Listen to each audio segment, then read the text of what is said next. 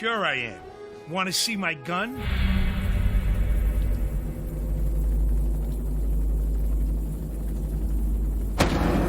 All it takes is one bad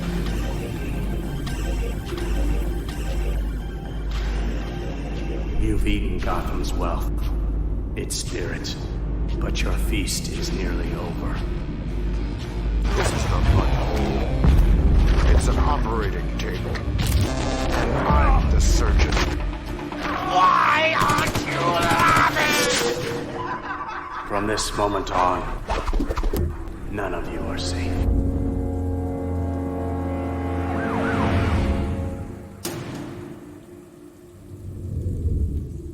Welcome to the Batman Book Club, a podcast exploring the Dark Knight Library. I am your host, Brian Lauer. The Batman Book Club is a proud member of the Batman Podcast Network, hosted by Batman on Film. Just go to batmanonfilm.com, click on the podcast link, Batman Podcast Network, and you get a whole list of other Bat-related shows that also love to dive into other nerdy topics we all love to frolic about in our free time. The Batman Book Club is also on Patreon. If you like what's going on with the show and you want to support it in any way whatsoever, you can do that at patreon.com/thebatmanbc. Anything you're willing to help with will help keep the generator running in the Wayne Manor study. So Merry Christmas, Happy Holidays. It's that time of year. Thank you for listening to episode number 86, the longest title yet, the Batman Adventures Holiday Special. Boom, there we go. It's that time of year. It's a holidays. It's the holiday season. So we got to have a holiday episode. And I don't know anybody jollier to have on to celebrate this time of year in Gotham. Joining me, he's pulling a hat trick. He's a magician. Not only is he jolly, he's a magician. It's Mr. J. Yaws. J. Yaws, welcome back to the Batman Book Club. Ho, ho, ho, citizens of Gotham. Thank you for having me back, Ryan. Funny enough, we were just talking about, sports nerdiness and things like that. I believe a hat trick is actually more for hockey than magic. Oh, okay. So you're a hockey player. No, sure. You're a hockey magician. Sure. I know the term. I don't really know much background on it. I know the term. I know it originated in hockey, I believe, for like someone who scores three goals, baskets, nets. I don't know, in a single game. They call it a hat trick. I'm sure hats were involved, and yeah, man, it was some sort of illusion. Peter Vera listening to this is having a heart attack and a meltdown right now. I know it. So this is for you, Pete. But yes, Jay, thanks for coming back. This is your third time on. The first time you were on, we were gushing about Mr. Norm Brayfogel's story, The Mud Pack. The second time you were on was one of my favorite Batman runs of all time, Strange Apparitions. And then here we are now celebrating the season with this holiday issue. But before we get to that, I have to ask you, sir, because you've already let us know what your favorite Batman story is. What Batman have you been reading lately?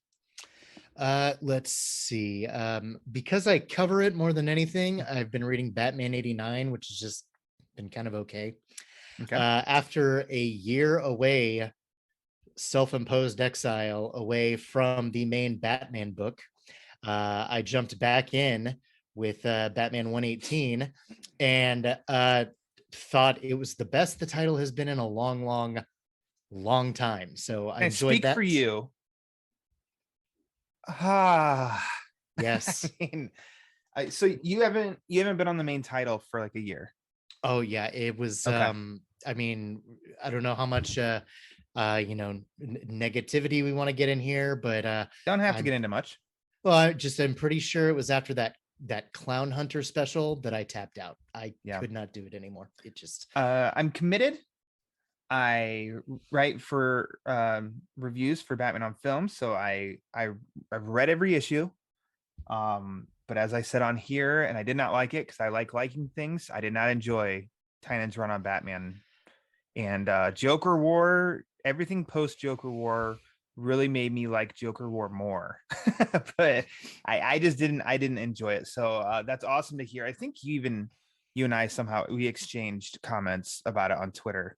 One of us commenting on the other's post or something about 118, about like, oh my gosh, yes, this is So good. To put it succinctly, I don't know where I saw it, but I mean, it just felt like a good issue about Batman that liked Batman. Like it just wanted to be a good Batman story, and Yep. that's what it was. Pete and I will talk about it the next episode in the monthly wrap-up episode, as well as Batman 89, in which I feel like that story has gotten better. The first time when I read issue number 1 on that, I remember being let down. But let's see. The story I think is working towards something. It's been building, and I've been enjoying it more as it's gone along. But I think it's better than okay. It's definitely not great. Yeah, I mean, it's fine. Superman 78 is better with the concept.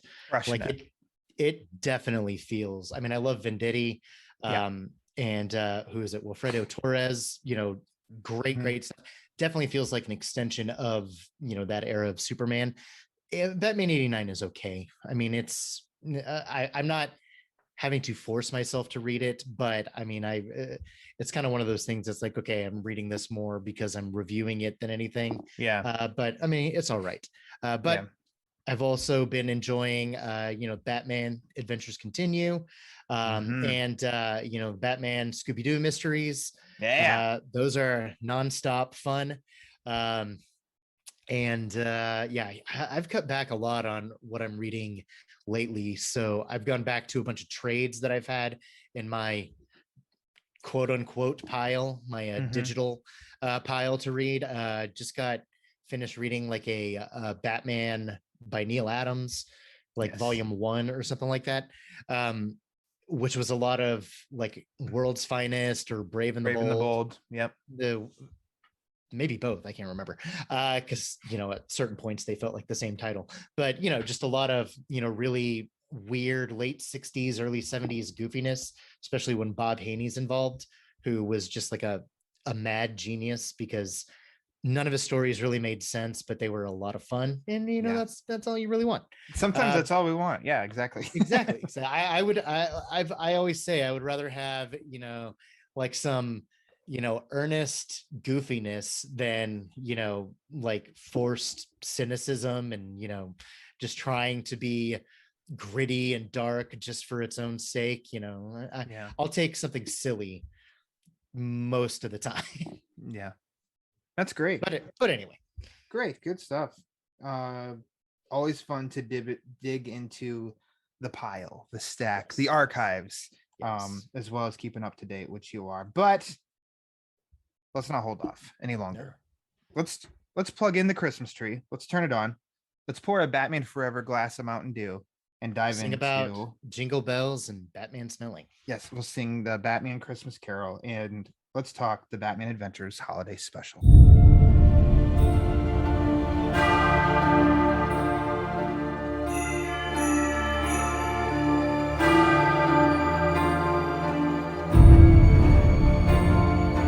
Now, this lovely issue was released in 1994, and this is another first. So not only is this probably the longest episode titled yet on the Batman Book Club, but this also has the most writers and artists to mention for one episode. Comprised of 6 stories with writers Paul Dini, Bruce Timm, Ronnie Del Carmen, and then art by Dan Riba, Bruce Timm, Ronnie Del Carmen, Glenn Murakami, Kevin Altieri, Butch Lukic, and I already said Dan Riba. So there you go. There's all the writers and artists contributing for this one issue. It was released, like I said, in 1994, a physical issue. It's since now available digitally. It's on DC Universe Infinite. It's collected in the Batman Adventures trade paperback, the 4th volume. And Jay and I are on video right now, but let's go ahead and inform the audience. Jay, which version did you read for this episode? I have all of the Batman Adventures and Batman and Robin Adventures trades. So I am reading from the Batman Adventures Volume 4, which, like Ryan said, has the cover for this particular issue as the cover. A very striking, haunting, very beautiful cover. of Mr. Freeze with his red goggle eyes glowing, and Batman and Batgirl reflecting in his dome. Yeah. And samesies. And this is for Justin Kowalski. You could almost smell the floppy. It's Just- got, I think that's what I love. yeah. Yes, there you go. Yes. Love That it. newsprint smells so good. Smells so I good. love the printing of the Batman Adventures and Batman and Robin Adventures volumes because they use that older paper, which Mhm. really helps. It's not glossy, and glossy has its strengths in some stories and not so much in others. I think I always will love this style of paper, newspaper kind of paper, and that's what this is printed on. So I mean, it smells delicious. And Mhm. Justin and I are gonna get that Yankee Candle created. Yeah. You just wait. I will order 15 crates. 15 crates. No, I'd be like, gosh, this whole house just smells like comic books, Yeah, it newspaper does. comic books. Yeah, it does. Yeah, it does. Jay, when was the first time that you read this issue? Probably several years back when I was kind of making my way through all of the Batman Adventures, just comics and series. Like most of us here and in the audience, I'm sure. I love Batman the animated series. Pretty much anything involved with it. The shows, movies, comics, just love it all. Just such a great condensed take on Batman, like all killer, no filler, strips away anything that doesn't work just to give you like an ideal version of the Dark Knight, his allies, rogues, and everything. So yeah, I read through it maybe about 10 years ago for the first time, and have revisited it I'm sure at least a couple of times since then, besides the other day when I reread this for the purposes of the podcast. This is one of those where I could not tell you the first time that I read this. And I know some of that is blending the animated episode, which we'll get to, Yes, with this book. But I can say one of the stories in here, White Christmas, when I read this 2 years ago, I think. I didn't own it, but I read it. That one seems very unfamiliar to me. And that's the one with Mr. Freeze. And the rest of them seemed really familiar. But then, like I said, that blend to me, that's because I was blending the animated episode. And I want to hold off with any more details of that story because my next question, I think it's going to get brought up. Jay, why did you choose the Batman Adventures Holiday Special? What's the story here? Well, I was thinking of a couple of different Christmas theme stories. Reached out to you back in like October, I think it was. It's so weird to me that we reach that, like, sometimes we reach out 2 or 3 months beforehand, and it's like, I just want to lock this down, and then I'll talk to you again in 2 months. Exactly. But reached out to you, asked you if you had any Christmas episodes lined up, and for some reason you did not.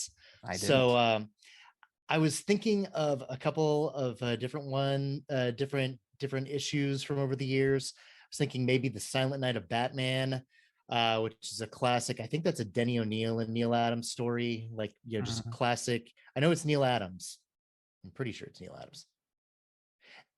It's a classic story, regardless. I can't remember who wrote and illustrated it, but it's great. It's really short, and for some reason, I think you may have already covered it with someone before.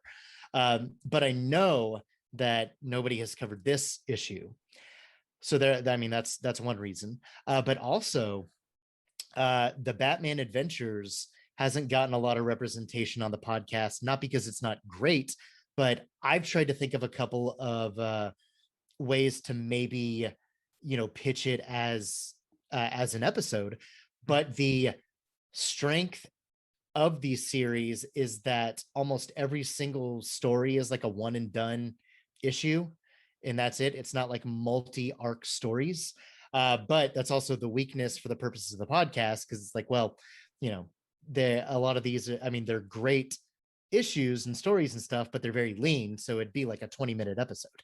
But I was like, hey, this is a perfect issue because it'd be relatively easy to find. It's a version of Batman that everyone loves, like you were hinting at, and I'm sure we'll get into. Most of the stories, even if you've never read this issue, you're familiar with these stories. And since it's a Christmas episode, it is very much a Christmas issue of Batman. Yes. So it's funny because I've read this volume before. When you reached out to me, and it was wild that I'm sitting there trying to think of. I tried to, in asking with you before in coming on the show and whatever, it's Jay, would you like to come on? And you're like, oh my God, it'd be the greatest honor of all time, Ryan, please. And then it's whatever story you want. But it's hard for Christmas to be like, hey, do you want to be on? Okay, well, you need to pick a Christmas story. Yeah. So I was thinking about that even. I'm like, I know in October, I already knew what was lined up in November. And I knew Gotham by Gaslight was on the calendar with Bill, the last episode. And I'm like, but that Christmas episode, that holiday episode, man, what am I going to do? Oh, look at that, Jay Yaws. Hey, all right, Jay. And sure enough, you asked. And I also told you, what a coincidence, because yesterday, my Batman Adventures Volume 4 had just arrived in the mail, which had this issue in it.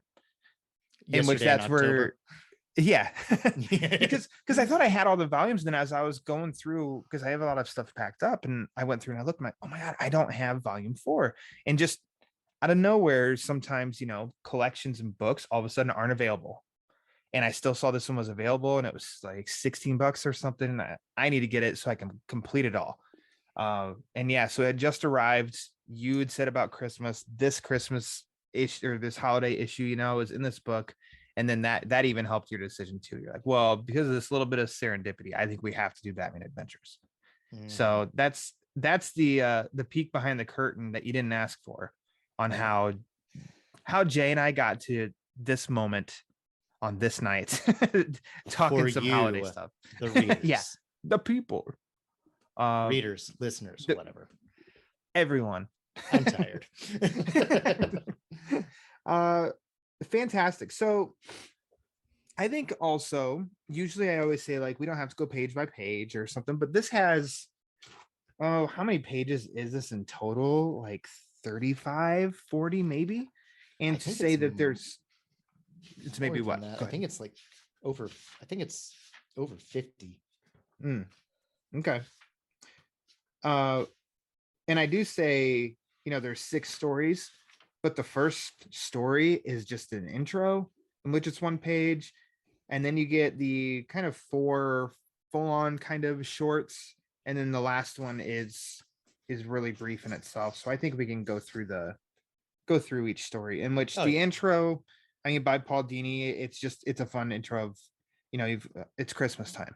You get that right up front. Hey, this is a holiday special. Well, this is Christmas time. Batman's overlooking the city. He's by a bunch of angel statues on the top of a church, and he goes flying down. And then we hop into jolly old St. Nicholas, where good old Harvey Bullock is the happiest Santa Claus that I've ever seen. He's got his donut, so with Montoya as the elf, and they're in an undercover sting operation in which Barbara Gordon is shopping. And they're trying to capture some thieves, in which they do. It looks like it's a gang of kids that are stealing, and it turns out those kids are actually Clayface, split up into 4, and so then it becomes a Clayface story. So, Jay, take it away on your thoughts on jolly old St. Nicholas. Thoughts, feelings. Bullock. Oh man, I love Bullock as Batman, and not Batman, as Santa Claus. Yeah, that would be interesting. Bullock as Batman. Would.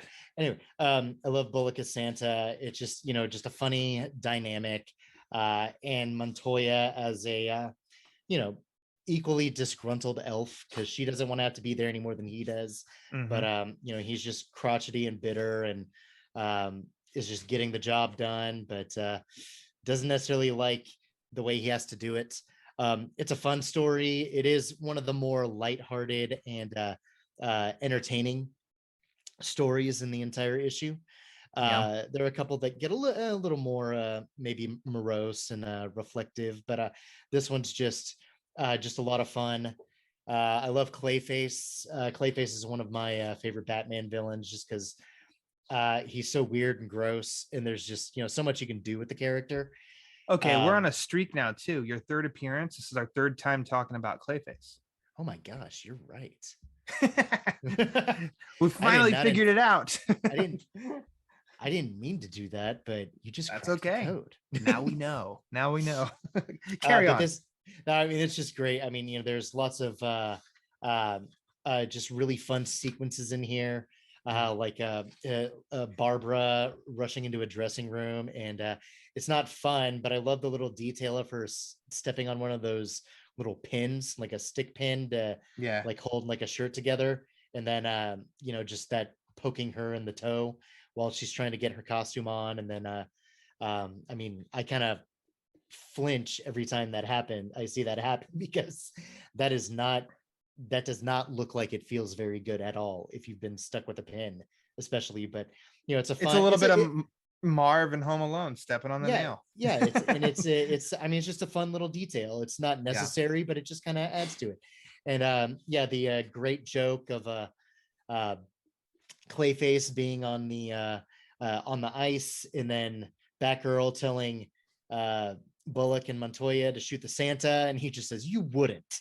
And Montoya just says, "Not you, dummy," the one that's electrified and everything, and then just taking down Clayface that way. It's just really it's just a very entertaining story, and it even has its own little moments of heart, like when the little girl comes up and asks Santa to let her dad come home for Christmas, and you find out that he's a career criminal that Bullock sent up the river a couple months ago.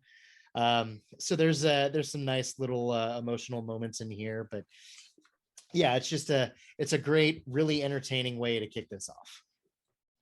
Echo everything that you say. This just definitely feels, it's got the holiday-ness of Paul Dini. It's got the fun, cute humor of Paul Dini. I mean, this shows like right here, like, this is Paul Dini. This is why he's so beloved. Like people love him on this series because of stories like this. And I mean, to add to, excuse me, even towards the beginning, and the kid sitting on Harvey's lap is like, "You're not the real Santa Claus." And he's like, "Sure I am. Want to see my gun?" Yeah. That's funny. The thing that you said about with the little girl and how her dad, and then Clayface is just kind of fun, but like him, just like he's hawking a loogie, but it's Clay to get on Montoya's gun. And then to the big capping joke is Montoya saying, "We still have to recover the evidence. Roll up your sleeves, ho ho friggin' ho." It could take you a second, but then you understand what's going on there. We got a cavity search kind of thing going on here, but got a cavity search, a big mud guy. I mean, ew, but also it's just, I don't know. Anyways, comics. Best not to think about the anatomy of Clayface. I love this short. I do. I mean, it makes you think of old-timey holiday shopping in Macy's, and then chaos erupts and justices prevailed, but it's just fun. It's just a lot of fun. I really like this opening story. Totally. And then we jump to the next one, White Christmas. The Harley and the Ivy. There we go. Yes. It's like our copies printed differently. Oh no, ours is different. What are you doing here, DC? Another one written by Paul Dini, because it's his girl Harley. Yeah. It's only fitting. It's justice, or in spirit. It's similar to the spirit of the last one. I don't find it as much fun, as the previous one, but I still really like it. And Harley and Poison Ivy, I mean, Harley's bummed because she's like, here, it's the holidays and we're hiding out here in a rat trap. And they get this idea of, well, let's go holiday shopping. And they go and they get Bruce, and Poison Ivy kisses him.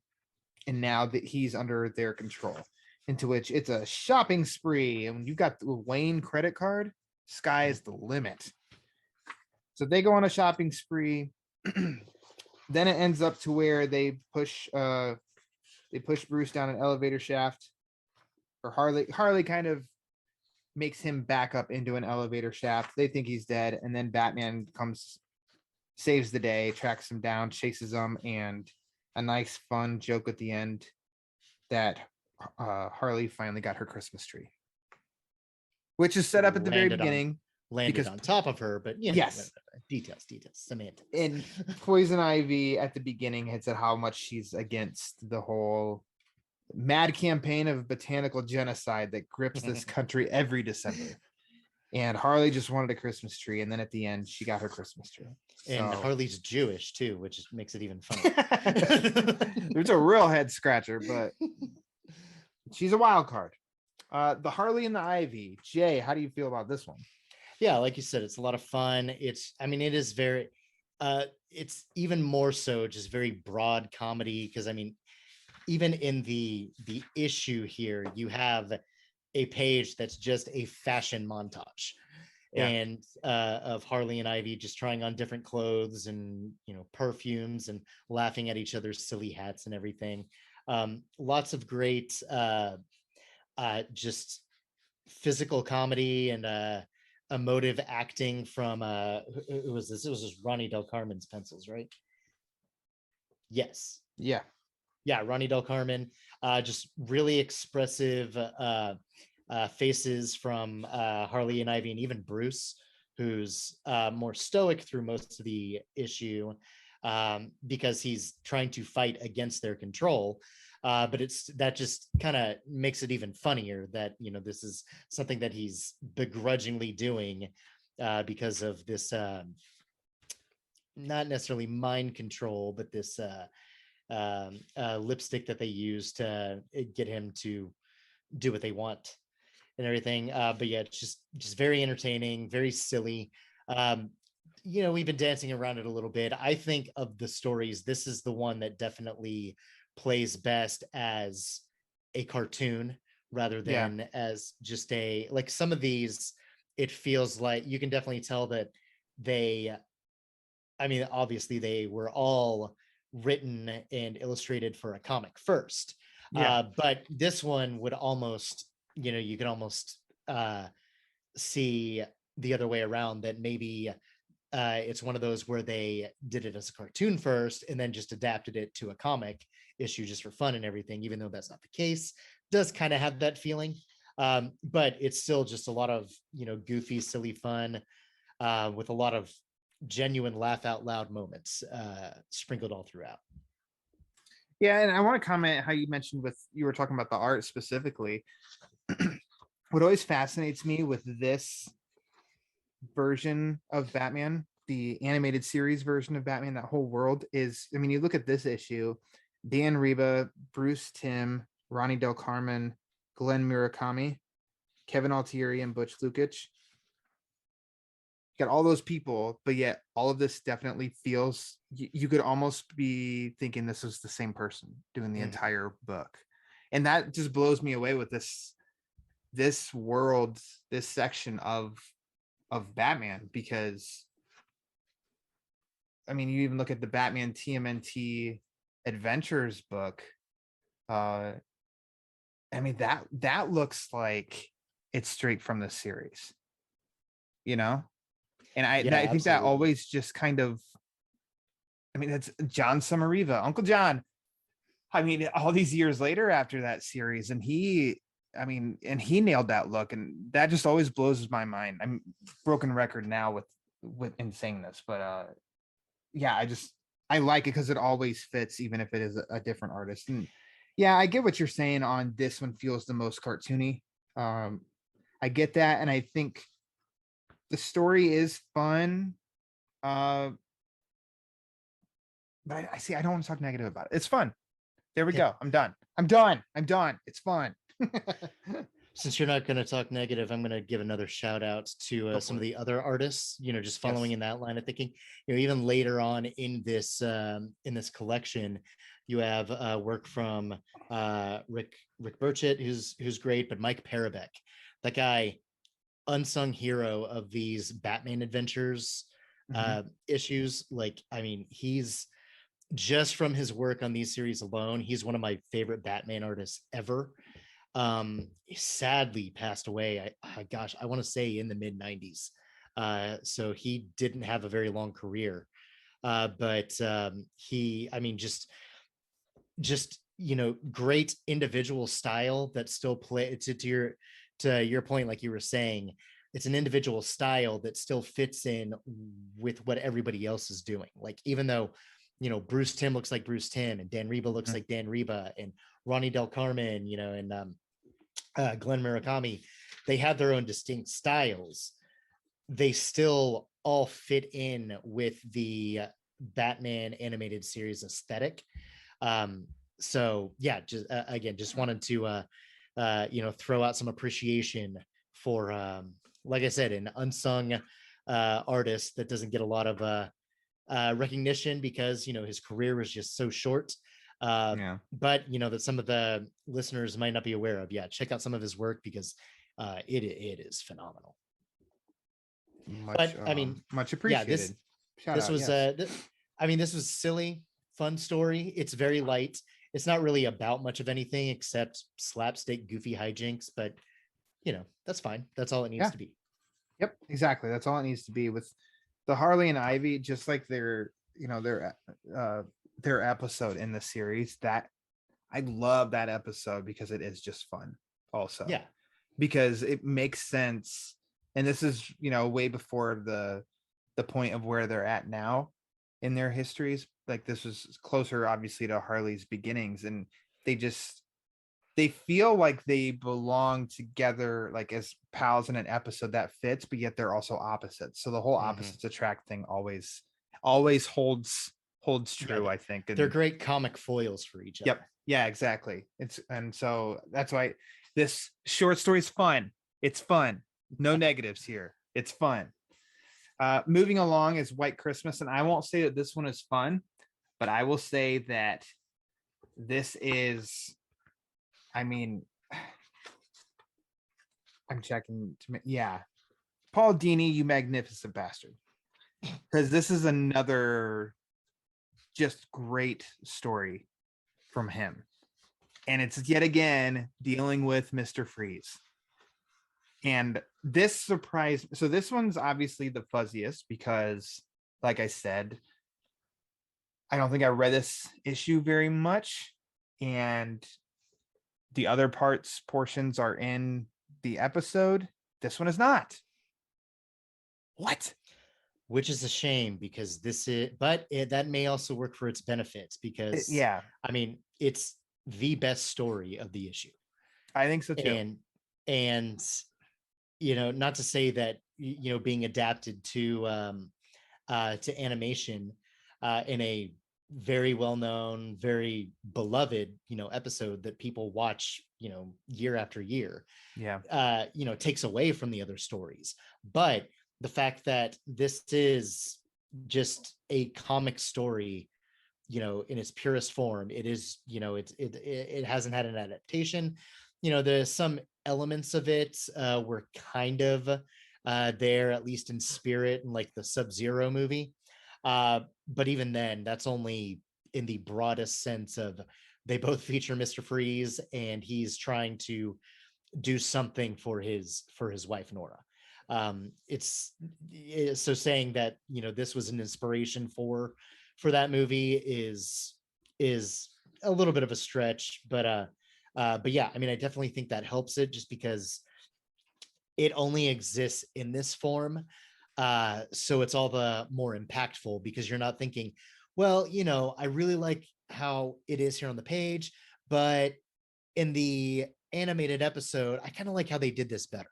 you're not comparing it to a completely different medium. You're just taking it as it is, and as it is, like I said, just best story at the issue, and just incredible writing, very, very heartbreaking and moving story on its own. Yeah, and I think in comparison, so the two stories preceding this and the one following this, I know I said like it's like what? It wasn't included in the episode, but then you think of the fun level of those three, and they're very similar. And then this one is definitely the serious one. And when I think about it that way, I totally get it, because though I think Heart of Ice is a fantastic episode, it's not I should throw on an episode of Batman the Animated Series. Oh yeah.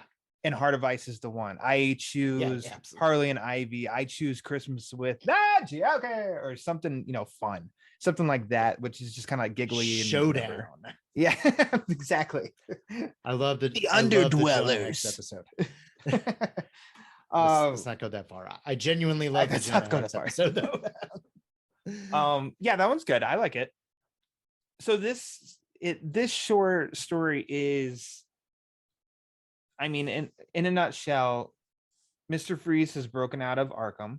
The doctor tells Batman right at the beginning that he's been one of their quieter inmates.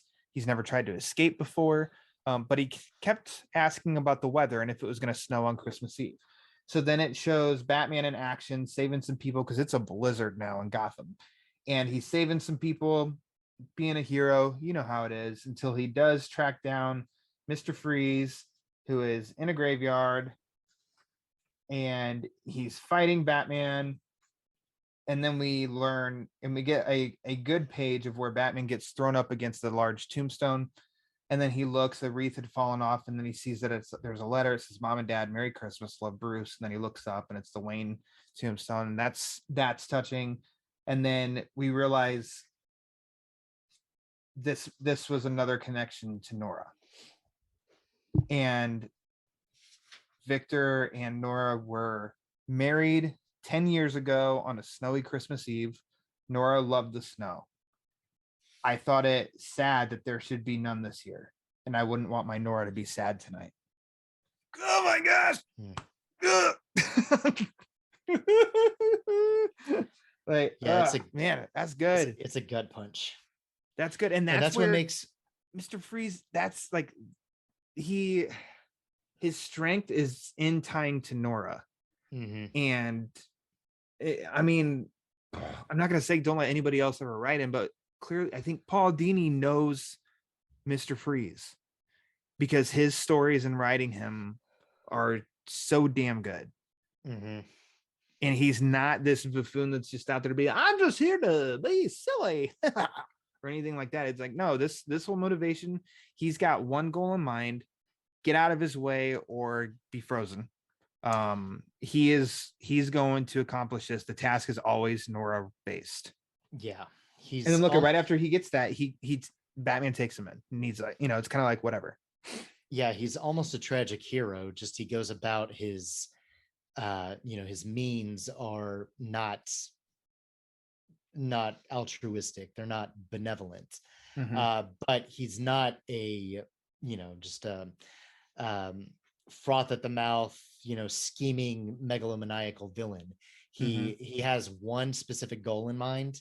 And yeah, like you said, I mean, he is focused on that one goal, and anything that gets in the way, he'll deal with in the way, but he only wants to restore his wife. And once at this point, she had kind of, supposedly died. They kind of retcon that later, in the show at least. But, for the intents of the story, she's died. So all he wants is to give her a nice, white Christmas. And once he's done with that, then yeah, he's done. He can go. Little, not necessarily a tangent, but kind of a spiritual sequel to this story is in the new holiday collection that's out, that 'Tis the Season to Be Freezin', or whatever. I haven't read that yet. The first story is a Tim Drake, Robin, and Mr. Freeze story, and It hits a lot of the same beats, but not in a way that it's like derivative. I mean, it's still kind of the same thing that Freeze is wanting to do something around Christmas to kind of honor and recognize, his own past. And I wrote a little review for it, just that one story, on like a collaborative review, because writing about 10 stories can be a little bit much, especially if you only read the first one. But I said, Robin gives him the best gift that you can give someone, which is empathy. So that's kind of the same thing here. Is Batman understands why he's doing these things. He doesn't agree with his means and what he is actually doing to accomplish his goals, but he understands that it's coming from a a place of heartbreak and not of just wanting to cause harm, wanting to cause damage. He's not malevolent in that sense. He's just also doesn't care for others the way Batman's showing care for him. Yep, exactly. It's great. Period. Very much. Turn the page. I'm gonna let you take over this one. What are you doing New Year's Eve? Paul Dini, Bruce Timm. This is the story credits. Paul Dini wrote it. Kevin Altieri, Butch Lukic illustrated. So in this one, the Joker has threatened to do something crazy on New Year's Eve, and silly Joker. That cad. It turns out that he is, going to set off some sort of bomb somewhere at some point on New Year's Eve, and of course, Batman has. I mean, just the essence of a Joker plan is do something at some point, at some place, sometime, somewhen. That's all it is. And then you got a Joker story there. But they find out that it's going to be at the Gotham Square, where there's going to be a massive party, ringing in New Year's Eve, and that there's going to be a bomb going off, that's like a kind of a sonic disruptor bomb that will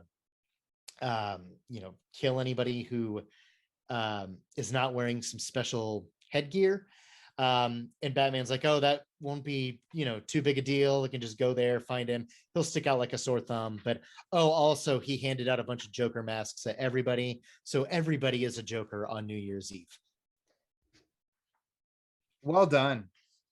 I mean, that fits his ego too, to have everybody put really his face on their face, and like to I don't know, that all just everyone's dying with a smile. yeah, perfect. That fits this universe's Joker to a T. I think that fits the character of the Joker himself. This whole plot it's another fun one. It's holiday, it's Joker, it's Paul Dini. Fabulous, like checks all the boxes. And definitely the highest stakes though, which is funny because the Freeze story was the most emotional and involving, but the stakes weren't necessarily as high, but that also kind of played to its benefit, because it didn't need to be Mr. Freeze trying to take over the city. It was just Mr. Freeze doing what he wanted to do to honor his wife, whereas here it's Joker wanting to kill everybody in Gotham, as he's wont to do every other Tuesday.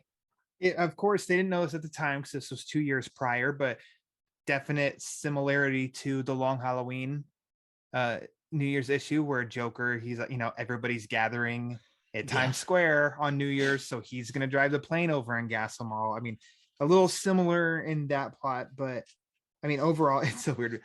He was gonna gas the whole city. This is so fun. This was just a really fun issue, Oh my gosh, Joker being Joker. Blast. That was a good time. And I love when Batman's got the night vision binoculars and then you see what he's seeing, and just like Joker is just pounding away on the piano.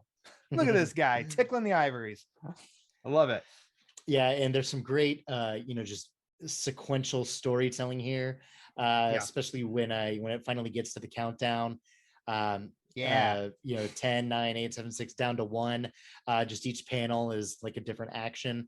I love when Batman's just laying on the ground and Joker's just trying to, obliviously fiddling with a wine cork, trying to get that off. And then, Batman kicks the bottle and the cork hits Joker in the eye. That was just, super fun. And then ultimately, the bell falls on him and rings in the new year in a way that, the Joker wasn't intending, but,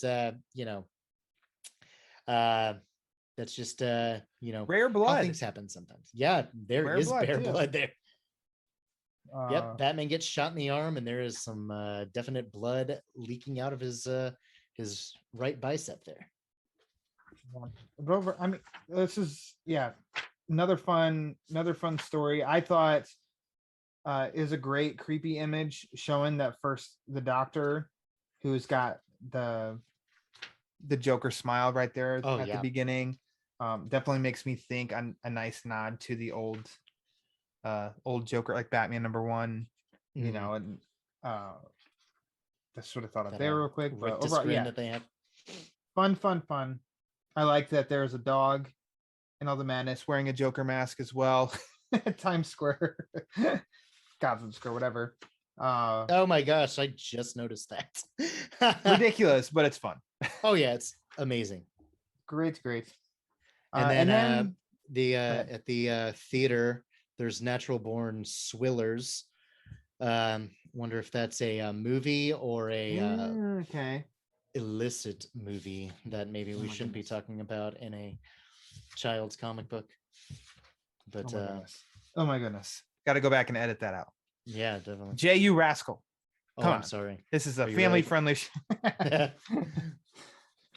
Then we wrap it up with the short story. One that I think mostly everybody listening to this will know is the final story. Should old acquaintance be forgot? Of course, how do you not hear that as you read it and hear that it's apparently being sung by a bunch of drunkards at the bar? And apparently at this bar ends up a meeting every year between Gordon and Batman. They cheers. Hopefully we'll be doing this again next New Year's Eve. And then Batman beats Gordon to the check yet again. And he disappears. Short, gets to the point. Very sweet. I love it. Yep. Makes me want a cheesesteak. To go? Yeah, and some coffee. I mean, it's what, 1:55 a.m. Who's eating a cheesesteak at 2 a.m. in the morning? But hey, whatever. He's earned it. Delicious. And if they are world famous, then hey, why not? But yeah, it's great. But since this is on January 1st, you need to pause the episode and don't listen to it again until like New Year's Eve. Oh yeah. So this is a Christmas. This is a Christmas and New Year's episode. And New Year's. You're welcome, everybody. But no, seriously. I mean, it's great. I mean, I've done it as much as anyone has. Taking that image of Batman and Gordon, clinking coffee glasses, saying, until next year, hopefully, we'll be around. Just to kind of ring in the new year. It's just nice. It's nice seeing Batman comics being nice. Yep. Yeah. I mean, that's why he's great, because he fits in so many different moods and genres and stuff. And here, yes, I love the dark, gritty, the scary, the violent. I love all that. But then I love moments like this too, with this universe where he's sitting with Jim there in a cafe and a diner, and they're cheers with coffee. So it's very, very nice. Like you said, it's nice when it's nice. Yeah. And that's it on the Batman Adventures Holiday Special. Woo! Yeah. Short and sweet. I mean, what a breeze to read through. Not even half an hour. Yeah, I think I read it in maybe 20 minutes a couple weeks ago. And sometimes that's always very nice, because then you're kind of like, I'm going to read this again before Christmas. But I mean, if you do like, annual cheer-a-thon viewings of Christmas movies, and you want to expand to something to, read to, definitely, this and, long Halloween Christmas issue, Noel. stuff like that. That's Noel's not exactly a sit down and read it in one sitting just because it's a little bit longer. It but, isn't? This is news to me.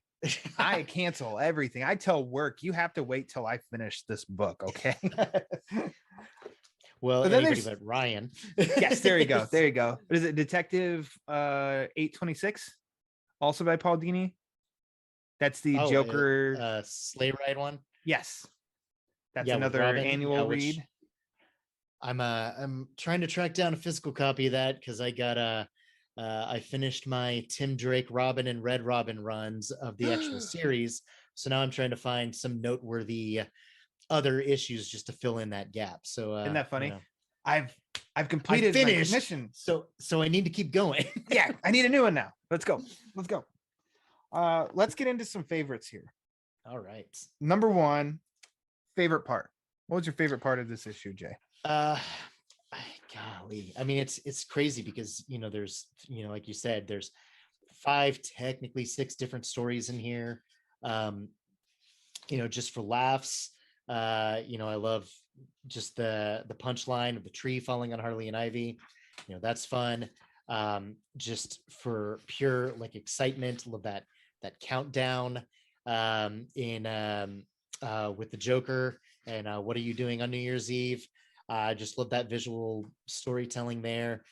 My favorite part of the whole thing that will probably also kind of transition over into my favorite panel is what you mentioned during White Christmas, where Batman is just thrown into like a wall, looks up, it's his parents' grave, and then he just replaces the wreath and keeps on going to take down Freeze.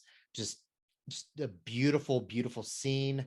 Again, heartbreaking for several reasons because when he realizes where they are and that he's still on this crusade that he to honor this promise he made for them, but also just all the snow and everything that's falling around. Mm-hmm. Sorry about that. You can Yeah, it's a good one. All the snow that's falling around and everything. I mean, it's just a great example of comic storytelling with the visuals, very little writing, but obviously there had to be direction from the writer in going from panel to panel and page to page just to keep things flowing. Just a beautiful little scene there. I'll allow it. All right, acceptable. I'm going to bend the rules a little bit as I like to do, but my favorite part is I think all of Jolly Old St. Nicholas. It's all of it's fun. The environment, the introduction of Bullock as Santa Claus is funny. And then you've got there's the little thieves. Oh, Barbara Gordon's here. Oh, she's Batgirl. Oh, the thieves twist. It's Clayface. And then ending it with the joke. I just think from start to finish, it's just a lot of fun. And I like that a lot. Yep. How about, you've already shown it, but you can tell me either way your favorite panel. In that sequence in the collection, it's page 34, which actually might just be in the issue itself, is page 34. That bottom panel where you just have the Wayne grave marker in the background and Batman almost just in silhouette with his arms clearly holding his cape close to him so that he can have warmth in the the frigid cold, but still just looks like a great determined, awesome Batman look because it's mostly just his eyes against the black and blue.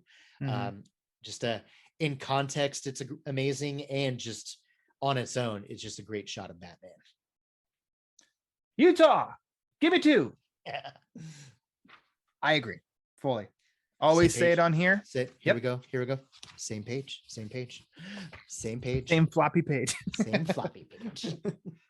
I mean, I always say on here give me an image where your mind can just create a story. You don't know what happened before this or after it, and you can see it. You can come up with your own thing.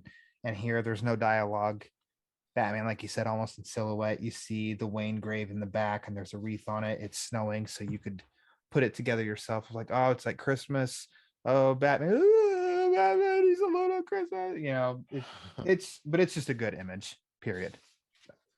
I'm with the Yaws. Would you like to see this adapted in animation? Oh, wait, it was. Did you like it adapted in animation? I believe it was in 1997 when Holiday Nights, the new Batman Adventures series. First one aired, and not the first one in actual continuity, because Tim Drake doesn't become Robin until like another 2 episodes afterward. Yeah, after and that's funny. But no, I mean, yeah, I like it. I mean, I'm just as, if not more, familiar with that than I am the comic, because I've been watching that episode for 24 years now, and I first read the issue about 10 years ago. But I definitely like it.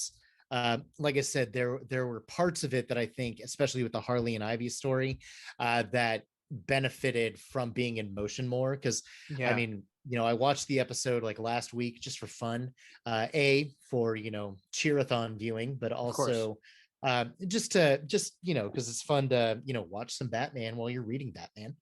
I definitely think that goofy little fashion montage, which is so 90s and just so dated, is still hysterical seeing it in motion. Like especially when they put on the goofy hats, then turn around and like point at each other and laugh. Wild, crazy. It's just, I mean, it's goofy, silly fun.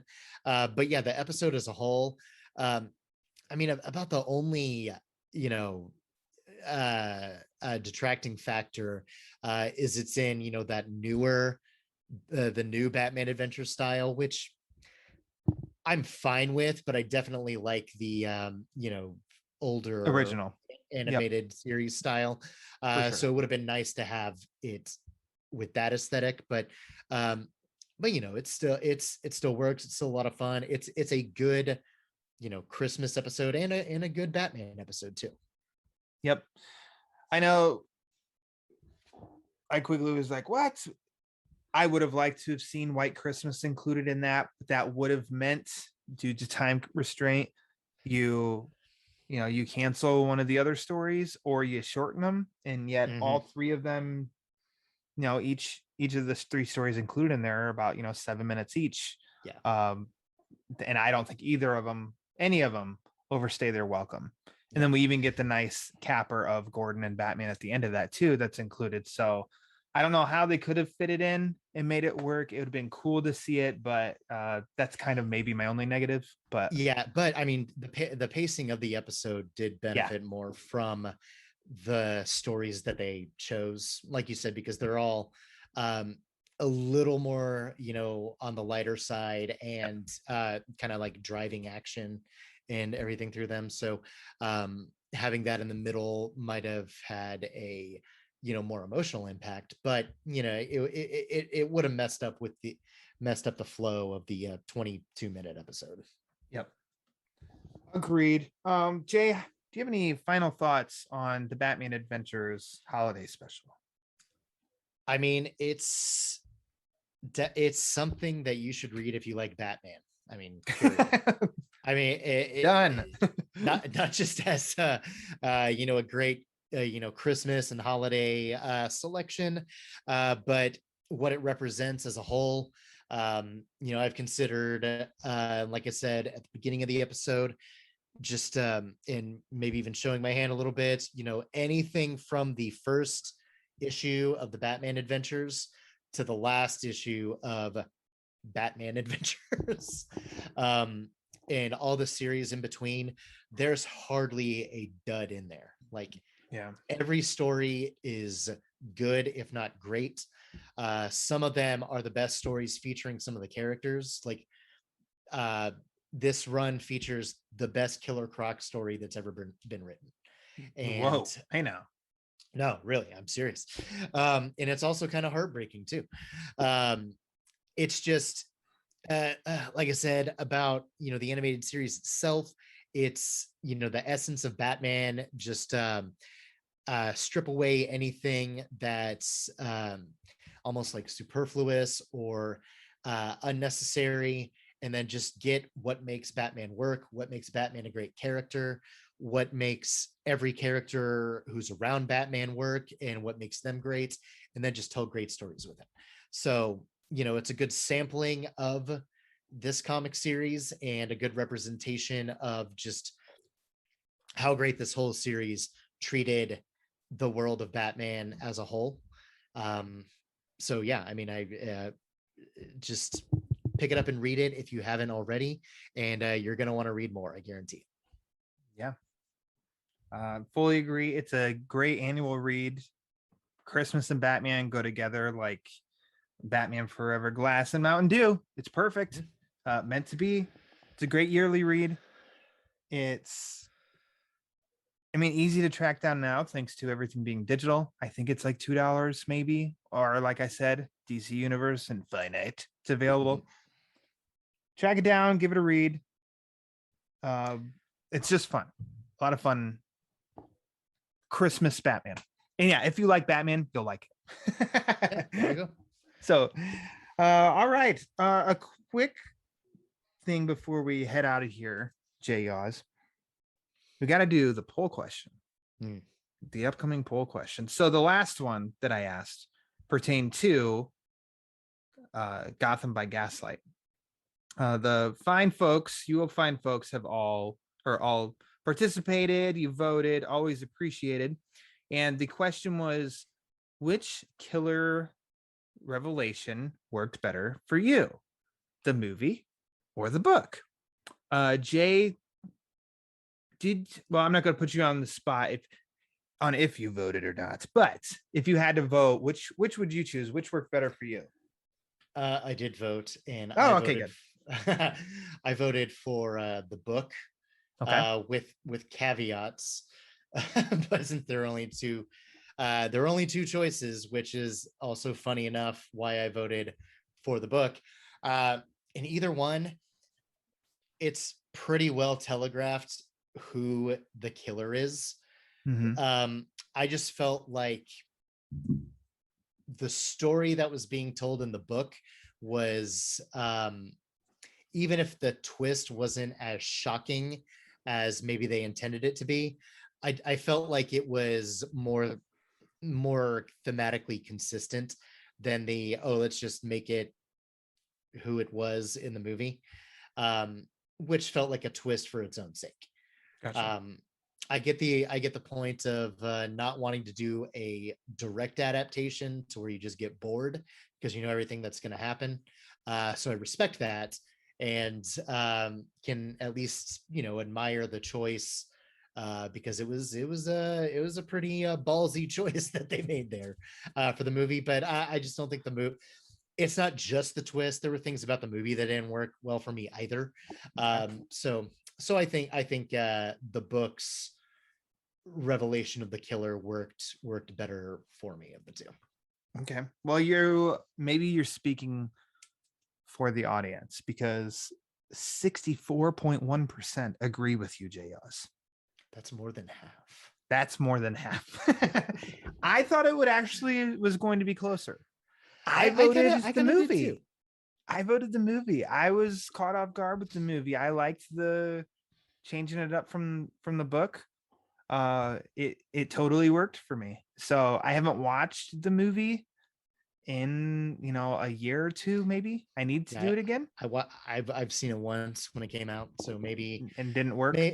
Maybe my thoughts will be a little better, especially because of some of the other movies that have come out since then that have, or maybe not. I mean, maybe your first misses. reaction to it is your final reaction too, and you know what? That's okay. Yeah, because we can get rid of that poll question because we got a new one. Bye, poll question. This next poll question that's going to be on. Let's say if Batman is Santa, who's his number one elf? Alfred, Robin, Batgirl, or Ace? You can say now, or you can just wait and you can vote, Yaws. But that question will be up. If it's not up by the time that you hear this, hang in there. It'll be up as soon as I can get it up after the episode is posted. So if Batman is Santa, who's his number one elf? Alfred, Robin, Batgirl, Ace. I need some time to mull this over because I know all... I feel like a lot of people would say instantly, well, it's always Batman and Robin. It's not Batman and Alfred, Batman and Batgirl, Batman and Ace. But when you break it down a little bit, I think it's going to come down to Alfred and Robin. Ace is a very good boy, though. He's a very good boy. And maybe this question will work better next Christmas after Super Pets comes out. Yes. Ace gets mass exposure to the audience. Yeah, I don't want to. So show your hand. Okay. Yeah, well, I mean, even that. showing my hand, I mean, I think I need to think about it because, yeah, they all have their strengths, and they would all fit the bill as a number one elf. But who would be the number one guy? Bob. Yeah. I should have put that in there. Bob's. Yeah, but there's only I'm a number four. one guy. There's only 4 slots for the polls. There's only 4. Sorry. So if I put Bob, I'd have had to put Lego Lawrence in there too. So now it's just a whole other question. Yeah, the number 1, number 2 guy. So yeah. I'll give it a couple of days to mull over and then vote on the poll with everybody else. Fantastic. That'll do it. Jay, thank you so much for coming on for the Christmas episode, the holiday episode of the Batman Book Club. Always a pleasure. Fantastic. Please come back. You're going to, as far as we know, because we've already actually talked about what your next book is, and then then Christmas came up out of nowhere, and so we had to hit the brakes on that one. So it's nice not to be narcissistic or anything, but it's nice to be part of an episode that maybe listeners will listen to every year, because with like Holy Batcast, people listen to like the Batman Returns commentary every Christmas.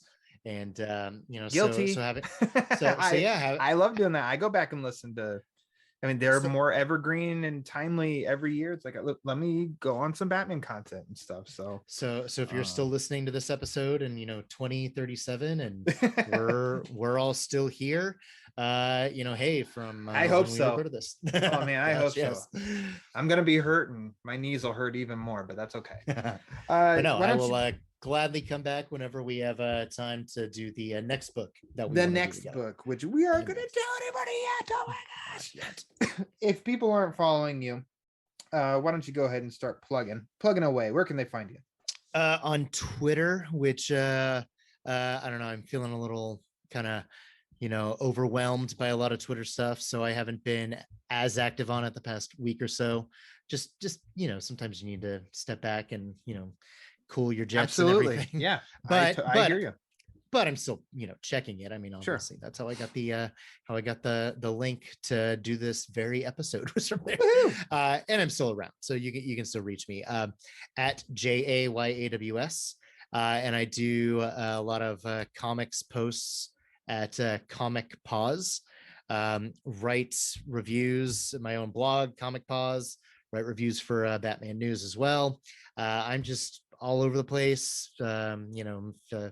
If you know how to find me, that's kind of weird because I just told you a couple of ways, but I'm always open to some conversation. So reach out. Fantastic. Please do. Jay's a nerd. I'm a very nerd. Much so. So we get along quite well. Yes.